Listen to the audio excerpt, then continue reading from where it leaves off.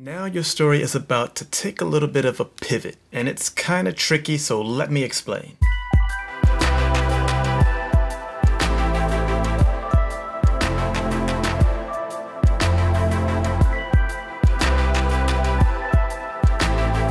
Welcome to Writing Wednesday. My name is Michael Martin. I'm a writer and a coach for writers at Story Writer Academy.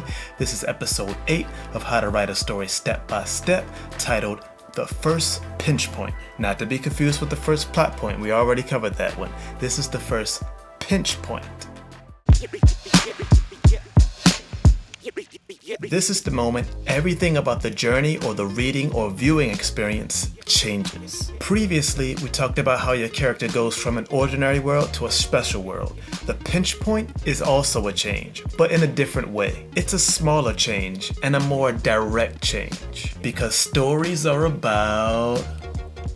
That's right, they're about change. And the first pinch point is an important pivot in your story. It marks the moment when your character goes from just wandering around in this new special world to actually making choices that set up the main conflict. Now, because The Lord of the Rings is more of a historical piece set in the fantasy world, while Harry Potter is more of a mystery set in the fantasy world, they both handle their first pinch points differently from each other, but appropriately within the logic of their story world. The first pinch point in Harry Potter and the Sorcerer's Stone starts at the very end of chapter 9. First, Harry, Ron, and Hermione accidentally end up in the forbidden area on the 3rd floor of Hogwarts. We're not supposed to be here. This is the 3rd floor. It's forbidden. They find themselves staring at a large and scary 3-headed dog that's standing on top of a mysterious trap door.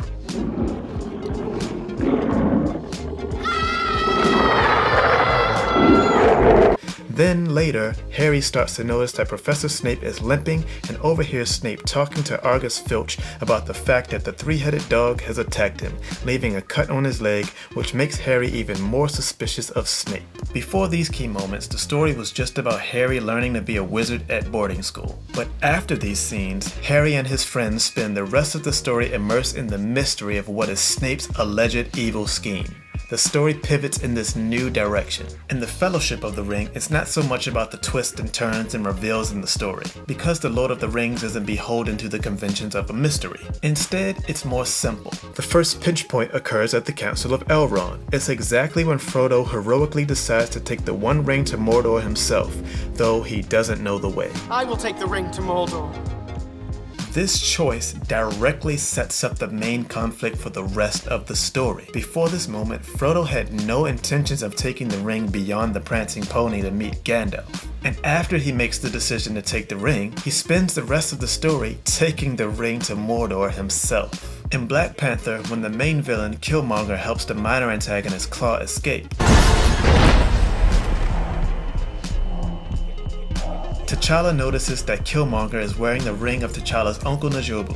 T'Challa doesn't know what this means yet, but it's at this point that the main villain shifts from being the minor antagonist Claw to the main villain Killmonger. And we get a scene to prove it when Killmonger kills Claw.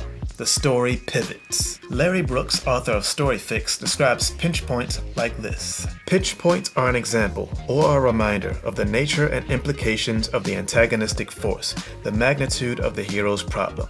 This is not filtered by the hero's experience. The reader sees for herself in direct form through the eyes of the hero or other characters. A pinch point can be very quick and simple. It can be one character reminding the other what's going on. The simpler and more direct it is, the more effective it is. So how can you apply pinch points to your story? Pinch points are tricky because there's no absolute way in which you should approach it. There's really only one rule. The antagonistic force has to be the cause of some change in your character or plot or both. The only rule. I suggest brainstorming 10 ways your antagonistic force changes everything for your main character and how it sets up the main plot, which is what we're going to cover in the next episode titled Search. It's about how you place your character on the path of fulfilling their needs. Thank you for watching this episode. My name is Michael Martin, and I'll see you on the next one.